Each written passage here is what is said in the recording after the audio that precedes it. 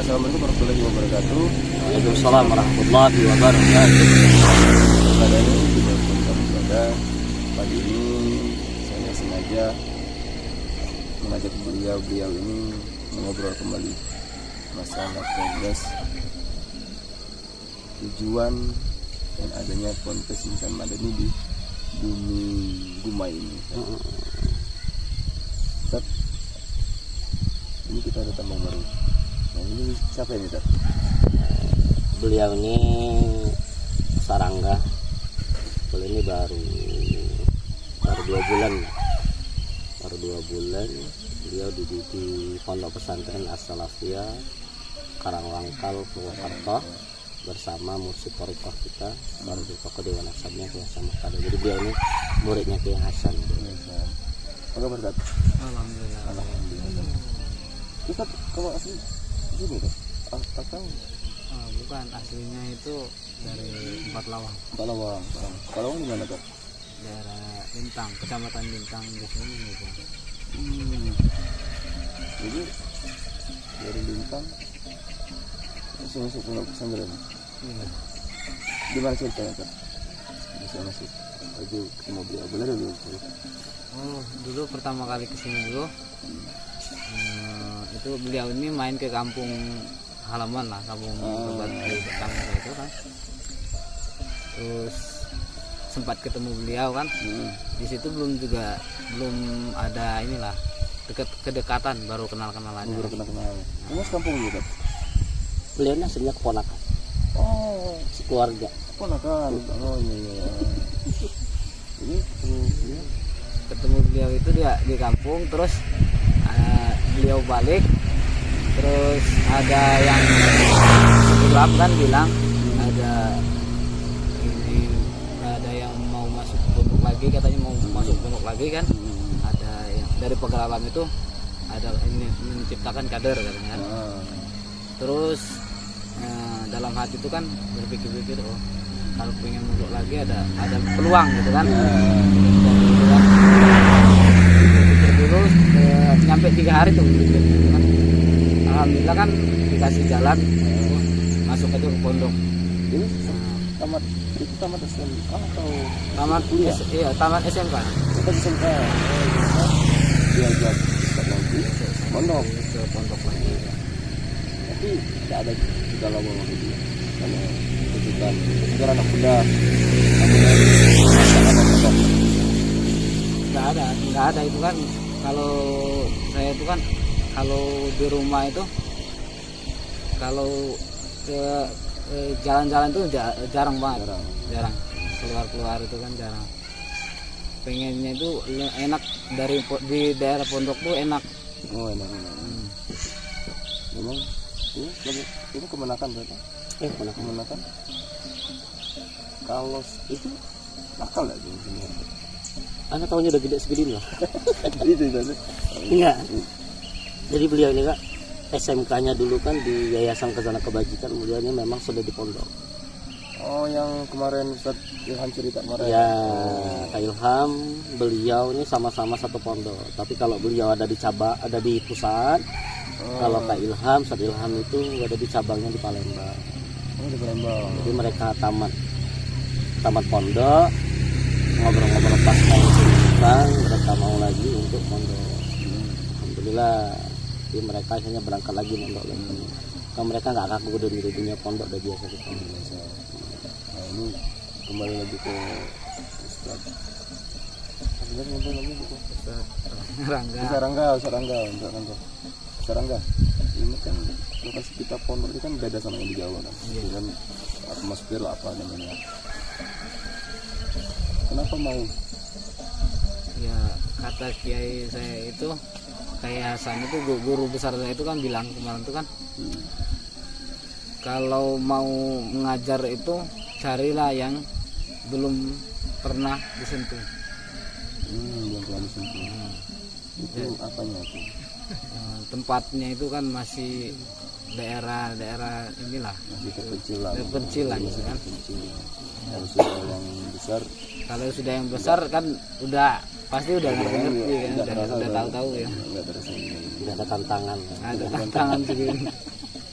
Jadi waktu di Jawa memang belajar dulu apa yang dipelajari? Kalau di Jawa dulu saya belajarnya kalau daerah Purwokerto kemarin itu kitab itu ada 12 kitab kan. Yang pertama itu kan Safinatun Najah, yang kedua itu Tijan Duror, ada Tangke kan, ada Babul Hadis, ada Babul Adab, ada Takrib kan, banyak lagi kita. Cuman kalau secara organisasi kan beliau ini ditempatkan di tapi yang tadi awal pas saya yang dilihatkan ke anak bajikan.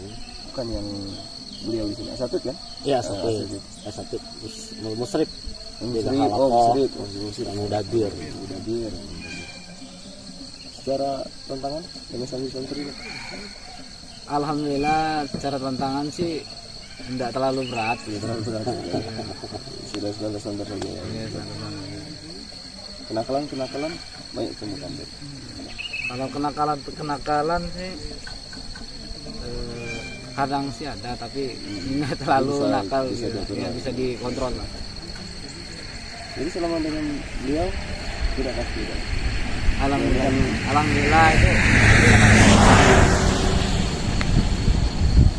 Jadi sama Ustaz Nabi waktu masih di desa, masih di Lintang ya? Di Lintang memang basicnya sudah sekolah Islam. kalau saya ya sekolahnya dulu sekolah Islam. SMP dulu apa ya? Dulu Itu saya ada man SMA. Ustaz ya? Biasanya apa kalau Nah, kalau beliau kan langsung sekolah ke Jawa. oh SMK dulu? Iya, beliaunya Bukannya saya di Jawa. Jakarta. Tangerang. Perbatasan Jakarta Tangerang. Tangerang sananya dikit gitu ya. Perbatasan itu daerah Serpong. Oh, Maksudnya pun sampai itu kan Serpong Pulau Jawa itu kan dekat. Jadi Ustaz Nabi lagi nih Ustaz Nabi. Sebenarnya saya nggak enak sebenarnya yang Ustaz Nabi ini. Tapi berhubung beliau kantolannya Ustaz, yang lagi Ustaz. Saya 2 hari, udah seminggu tak sini kan. Itu progres sudah lainnya. Gimana Pak? Alhamdulillah, mudah-mudahan diberikan hidayah oleh Allah Subhanahu wa taala. Sekarang kantor belakang kita itu lagi progres pembangunan Masjid Ar-Rahman. Ya, mohon doanya lah, mohon doa dan dukungannya, mudah-mudahan masih cepat selesai, tidak ada rintangan, tukang-tukangnya sehat semua. Lagi ini kita ini akan bangun masjid 20 kali 20 tanpa tiang tengah, kayak Masjid Demak, Masjid Jawa. Oh iya. Yang Ada tiang nggak ada tiang tengah. Insya Allah di luas lah. Luas, ini kita jadikan insya Allah masjid kita itu sebagai sentral, sebagai pusat pendidikan. Di harapan kita 1 Jumai Ulu ini nanti semuanya ngaji semua di sana. Kita doakan. Amin. Ini hari Minggu. Ustaz enggak? Biasanya kalau hari Minggu ini nggak kemana-mana, tapi insya Allah ada jadwal kajian. Mau tetap di Lintang. Ini di kota sebelah, isi kajian bulanan, insya Allah sudah awal bulan. Enggak, aku kelihatan ini kan. Aktivitas santri kemana santri? Santri paling habis gadang semalam masih tidur. Habis Jadi kalau santri kalau hari Minggu hari kegiatannya bersih-bersih oh dibebaskan Pak? dibebaskan. Bahkan di hari Ahad ini atau hari Minggu ini hari berbahagia santri, karena salah satunya hari kita bebaskan makan mie. Makan mie gitu ya. Jadi santri itu kita batasi lah, kalau makan mie itu cuma hari Ahad. Senin sampai Sabtu tidak diperbolehkan makan mie. Karena salah satunya ya bukan apa-apa, biar mereka tambah semangat nih. Semangat. Biar tambah semangat. Oh, ini hari Ahad. Jadi salah satu syarat biar makan mie itu harus selesai sekian juz dulu atau target tercapai, kita kasihkan ke dia. Karena mie itu salah satu godaan terkuat lah kalau buat. Jadi juga kan. Tetangga juga. Jadi kemarin semalam kami sahabat bersama lagi, kami ini ngobrol kemarin. Dan juga ada tamu kita tadi. Iya, alhamdulillah. Dari forum bersama Bukawat. Kedatangan semua ini. Nah kembali lagi Ustaz Rangga. Ustaz Rangga ini memang ini ya.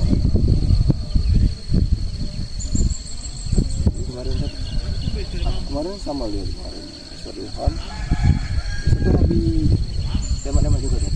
Iya. Lebih nembak-nembak juga kemarin. Kalau hobi sih nggak terlalu, tapi ada. Lu kemarin lihat tuh, kemarin beliau ini gua lihat nembak pasti alhamdulillah itu kan ya, pasti kena.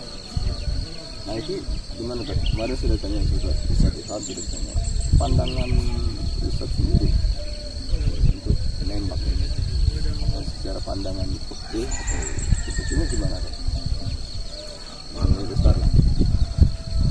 Kalau nembak sendiri sih ya, pandangannya oke. Boleh. Boleh. Kalau secara kaidah fikih bisa lagi. Kalau secara fikih nembak itu kalau kita itu kan berburu ya, dan berburu itu diperbolehkan dengan satu tujuan. Satu tujuan itu bukan untuk menyiksa atau ya nembak mati udah dibiarkan. Kita tujuannya satu, berburu itu untuk dimakan, itu dikonsumsi, itu diperbolehkan. Oh iya, sahabat di sana ini terus ini kan banyak hama kan. Nah, jadi di sini sahabat tuh di sini masih banyak binatang-binatang yang bagi kan. Kalau bahasa kiai itu kayak biasa tuh kambing kota. Kambing kota.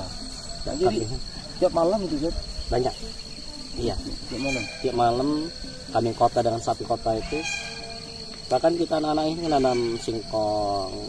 Walau kulihal Santri yang pun nanam Ustaz dia singkong. jadi bertani kan. Bertani nanam singkong, walau kulihal mereka belum sempat panen, mereka udah dijual. Kan itu kan mengganggu gitu. Oleh karena itu didatangkanlah Ustaz enggak Karena yang ahli jadi snipe, penggawa itu ya. penggawa itu ilham. Karena enggak penggawa sniper. Jadi itu terciptalah hobi nembak itu kan. Iya. Jadi kalau situ halal atau ya? Halal. Kan itu Karena mengganggu gitu. karena mengganggu. Nanti kalau sahabat di sana dia boleh lihat lingkungan betapa kejamnya kambing kota tadi. Kambing kota. Masalah. Ini ahad. Mulai ahad. Biasanya daerah sini terkenal dengan kalangan, Pak. Biasanya enggak kalangan ini kan. Kali ustadznya yang kalangan. Ustadznya yang kalangan. Buat sayur mayur. Ini kan Ustaz, sudah 2 bulan, 2 bulan. sudah 2 bulan. Gimana di sini? Apakah nyaman ataukah memang sama dengan daerah tempat Ustaz tinggal atau gimana kan? Oh, kalau di sini tuh ya lebih nyaman lah, lebih adem kan, lebih tenang karena daerahnya itu bagus buat pondok. Jauh dari Tenang, pemukiman. jauh dari ya ini Karena kan keramaian. Ustaz Taufik kemarin sempat ngobrol di video cast sebelumnya. Beliau ini kan banyak tantangan Pak. Ujiannya lah. Kalau secara pribadi Ustaz Rangga, ujian tadi, tantangan tadi sudah banyak ditemukan selama 2 bulan. Gimana Pak? Ya begini. Kalau tantangan sih ya udah banyak ditemukan di selama 2 bulan. Tanda kutip yang mengganggu hal-hal yang Kalau hal ya banyak ditemukan. alhamdulillah banyak. Alhamdulillah bisa Bisa atasi lah. Baik dari santri tadi, santri tidak ada yang nakal. Biasanya santri ini Alhamdulillah santri kita bagus. luar biasa kan. Cuma misalnya apa kalau dalam ini Pak, di pondok itu kalau santri kalau taat apa namanya? Saminawatullah. Alhamdulillah santri-santri yang masuk ke tempat kita ini alhamdulillah boleh dikatakan santri kita. Masya Allah. Santri-santri yang betul-betul pengen ikut belajar. Katakan kita santri ikut belajar itu, kita kan pondok pesantrennya baru jauh dari pemukiman, serbangan terbatas, tetapi mereka mau keluarga di sana pondok pesantren itu merupakan salah salah satu prestasi besar bahwasanya mereka itu niat dan tekad mereka betul-betul untuk belajar. Alhamdulillah pada saat ini belajar itu terkondisikan sangat baik, bahkan boleh katakan super baik, karena ada 3 ustadz duduk bersama mereka langsung. Kebiasaan kita kan kalau pesantren kita yang udaranya itu misalnya mereka jarang ketemu dengan ustadz-ustadznya. Kalau sekarang tuh alhamdulillah santri kita tuh bertemu dengan kita langsung. Langsung tidak ada istilahnya itu apa istilahnya, kalau yang sebelumnya peluncuan lah ya, tidak ada itu aja peluncuan senior junior nggak ada. Makanya kita kak wabil khusus pondok pesantren kita terafiliasi dengan yayasan itu satu asrama itu satu mudakir. Satu asrama satu mudakir kayak di ruangan belakang itu. Iya, dengan asrama yang satu dengan Pak Ilham, asrama itu dengan Pak Rangga. Kenapa kita untuk menghapuskan kata senioritas. Jadi kita tidak melibatkan santri dalam mengasuh santri. Di pondok pun ada itu banyak. Yang istilah itu kan santri ngasuh santri itu banyak. Jadi sana kakak tingkat diamanahkan untuk ngasuh santri. Itu biasanya mohon maaf kalau ada yang terjadi seperti itu biasanya muncul kata senior. Saya kan senior. Artinya apa? Balas dendam mereka lah. Iya. Dulu kan pernah saya disuruh-suruh seperti ini, maka saya memintakan. Maka kita bilangkan itu semuanya harus Ustaz yang ada. Santri pun nyaman. Bergaul pun tidak ada tekanan antara senior dan junior. Jadi kita itulah Kak, makanya kita kan memperbanyak kader. Siapa-siapa yang mau ke Jawa atau apapun, setidaknya prinsip kita gini loh Kak. Orang-orang yang tinggal di pondok pesantren kita itu harus betul-betul yang pernah mencicipi pondok pesantren. Jadi biar mereka tahu, oh ini pondok pesantren yang dikelola tuh harus ke pesantrenan. Nah, contohnya gini, kita ini kan produk tempe nih. Makanya yang kalau produk tempe yang harus kita hasilkan keluarnya harus tempe, jangan tahu. Jadi ya oleh karena itulah kita harus mempersiapkan orang-orang yang pintar ngelola tempe. Karena pada pesantren kita ini kita mempersiapkan kitab kuning, kitab doa. Maka kita cari orang-orang yang betul-betul pada pesantren yang ngerti akan ini. Mengalami pahit manisnya. Ya pahit manisnya. Karena tujuan kita gini loh Kak. Kita berbicara tentang kualitas, bukan kuantitas.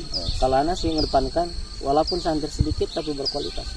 Daripada santri banyak tapi nggak ada bekas santrinya.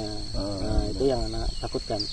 Karena kita itu ngutip dari pembicaraan salah satu ustadz Yusuf Al-Azhari, dia ngambil dari kata Rasulullah bahwasanya manusia itu harus berkualitas di pada kelasnya. Kan karena santri itu kan pada kelasnya. Jadi santri itu harus berkualitas pada kelasnya. Karena santri itu kan tidak sama. Tidak sama dari kecerdasannya, IQ-nya pasti beda-beda. Kemampuan pasti beda-beda. Jadi santri itu kita ibaratkan emas atau perak. Jadi santri harus atau emas atau perak. Kadang-kadang ya memang emas itu lebih mahal daripada perak. Bahkan berkelas, berkualitas gitu kan. Yang harganya pun lagi tinggi gitu kan. Tapi ada soalnya nggak kan? Perak itu lebih berharga daripada emas. Karena ada satu hal yang tidak bisa dilakukan oleh emas dan hanya perak. Nah pada saat itulah perak itu lebih berharga daripada emas. Santri kita ada yang kurang dalam menghafal. Jangan kita paksa dalam menghafal. Kita sediakan mereka itu kayak sorogan kitab kuning. Kitab kuning gitu kan. Jadi biarkan mereka berkualitas pada kitab kuning. Tidak harus hafalan tidak harus hafalan. Jadi kita persiapkan santri yang kurang dalam daya menghafal, kita fokus ke mereka ke kitab sorogan. Jadi kita pastikan mereka tuh harus hafal minimal juz 30. Karena untuk imam-imam di masjid-masjid cukup tuh juz 30. Ya kan? Jangan mentang-mentang habis Quran nanti Al-Baqarah langsung Al-Imran bubar gitu kan. Dan pada saat itulah kita harus mempersiapkan santri itu emas atau perak, walaupun emas atau perak, walaupun beda harga tapi berkualitas pada kelasnya. Itu yang harus kita siapkan. Dan ini pun lagi apa istilahnya PPDB. PPDB penerimaan peserta didik sudah buka. Jadi mungkin apa namanya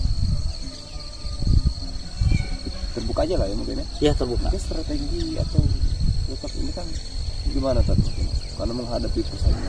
Ya. Jadi kadang-kadang pesantren ini gini kayak Iya. pesantren ini kayak pasar. Sekarang ini kayak pasar itu jadi kayak jualan. Ya berlomba-lomba dalam Kualitas tadi. kualitas. Kualitas. Ya, paling kita seperti itu. Kita akan tetap ikuti pada prosedur pasar gitu kan ya, namanya masa. Jadi masa kayak sekarang ini ya kita berharap berlomba-lomba seperti itu. Ya paling kita siapkan pada saat ini kan. Ya ustadz-ustadz di dalam ini mempersiapkan kualitas anak-anak, ditunjukkan kepada masyarakat biar masyarakat bisa menilai pondok pesantren kita tuh bagaimana, akidah kita bagaimana, lah kita bagaimana. Ini salah satunya nih, kita kan buka channel YouTube. Sebenarnya kita ini orang-orang yang kaku lah kak dalam seperti itu. Tapi kita harus mau tidak mau. Iya, karena saya pun pribadi sangat mendukung ustadz pun tidak kaku. Kaku. Dia harus melek juga digital. Teknologi lah. Alhamdulillah kita menambah keahlian. Kadang-kadang jadi kameramen. Ya, benar. Kadang-kadang editing gitu kan. Editing dadakan. Karena itulah. Jadi ustadz itu, santri itu harus berkualitas di semua bidang. Jadi sahabat yang saya nanti, insya Allah program PDPS ini akan terus berjalan dalam menampilkan kegiatan-kegiatan khususnya di lingkungan pesantren dengan apa adanya. Salah dengan tanpa ada settingan. Tanpa ada settingan, kita tetap melihat apa adanya tanpa ada sulit. Makanya jangan lupa dukung, jangan lupa subscribe, like, comment, and share. Jadi jangan lupa. Jadi ngomong lagi sama Ustaz Rangga. Ustaz Rangga ini kan sudah rangka dalam penerimaan siswa baru. Mungkin ini pengalaman pertama atau sudah pernah ikut kecimpung? Saya sempat mengabdi di pondok pesantren dari Tangerang dulu, pernah juga itu. Mungkin model itu bisa sharing nggak? Model promosi kayak mana kalau di sini? Kalau di sana model promosi itu sama kayak di YouTube, jadi sebar dari brosur dulu kan, pakai brosur, ada yang dari internet juga dari YouTube kan. Betul kan? Dari email. Sudah pesantren itu pun sudah pakai apa namanya yang sekarang ini ya. Iya. Ya, karena kan generasi beliau pun generasi baru kan, generasi milenial kan. Kalau kita beda kalau zaman kita dulu kan masih ya. datang ke sekolah-sekolah masih spanduk ini kan. Jadi kemarin sempat juga ke Lintang sama yayasan. Banyak tragedi kemarin kan. Alhamdulillah. Suci kemarin. Masya Allah. Gimana tuh ceritanya? Ceritanya seru sih. Dalam satu mobil itu isinya 13 atau 16 itu. Masya Allah. Anak-anak ditumpuk. Alhamdulillah. Banyak tragedi yang dengan alhamdulillah. Seru di situ, jadi kan lebih dekat lagi kita dengan yayasan. Ternyata dengan sebab itu kita mengetahui bahwa yayasan itu bermasyarakat banget lah. Iya.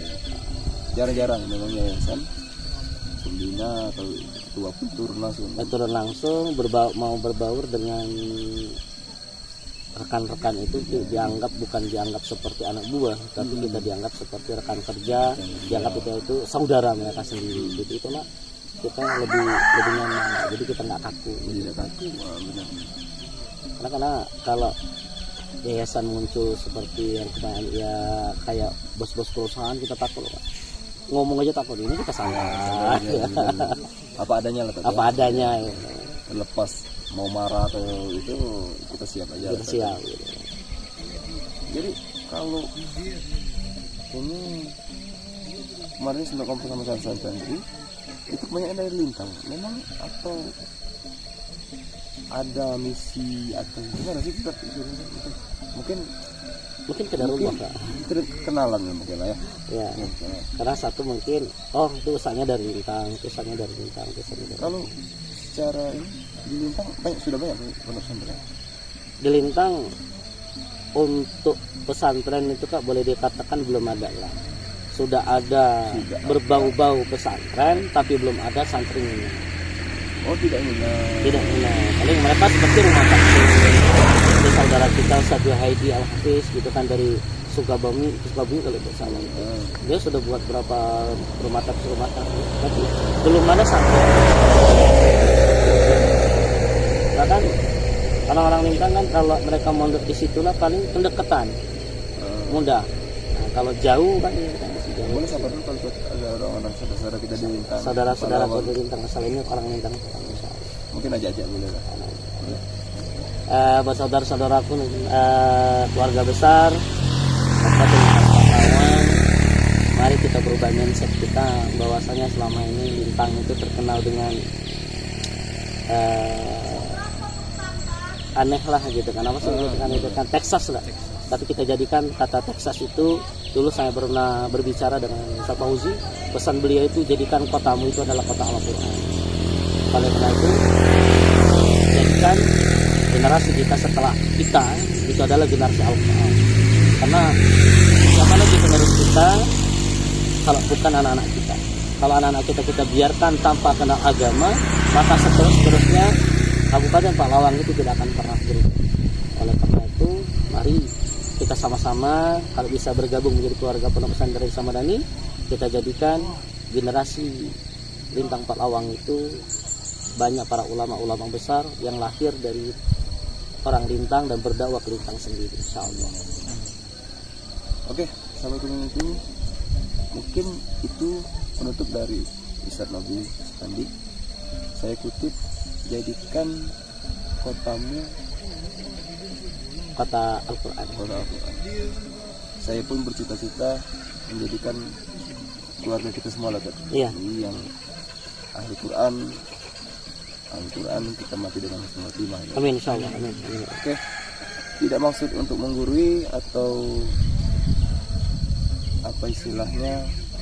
Yang penting kami di sini cuma berbagi informasi, berbagi ilmu. Bila ada kata salah, saya mohon maaf. Kepada Allah saya mohon ampun. Kepada Ustaz Rangga, terima kasih. Ustaz Rangga, terima kasih. Iya, sama-sama. Tadi kita tutup dengan